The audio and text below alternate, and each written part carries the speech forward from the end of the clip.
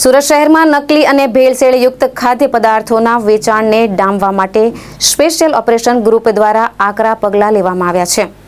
બાતમીને આધારે એસઓજીની ટીમે સુરત મહાનગરપાલિકાના ફૂડ એન્ડ સેફ્ટી વિભાગના અધિકારીઓ સાથે સંયુક્ત ઓપરેશન હાથ ધર્યું હતું। આ ઓપરેશનમાં પૂર્ણા ગામ અને વરાછા વિસ્તારમાં આવેલી 2 ડેરીઓ પર દરોડા પાડવામાં આવ્યા હતા। આ દરોડા દરમિયાન કુલ 143 કિલોગ્રામ શંકાસ્પદ માખણનો જથ્થો જપ્ત કરવામાં આવ્યો હતો, જેની કુલ કિંમત 28,600 આંકવામાં આવી છે। ગ્રાહકોના સ્વાસ્થ્ય સાથે ચેડા થાય તે પહેલા જ આ જથ્થો ઝડપી પાડવામાં સફળતા મળી છે।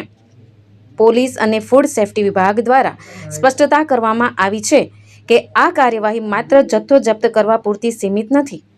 લેબોરેટરીમાંથી આ નમૂનાઓનો પૃથ્થકરણ અહેવાલ આવે તેની રાહ જોવામાં આવશે।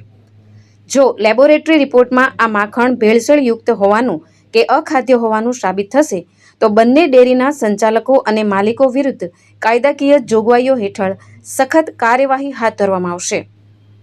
Hitesh Prajapati, BHP news, Surat.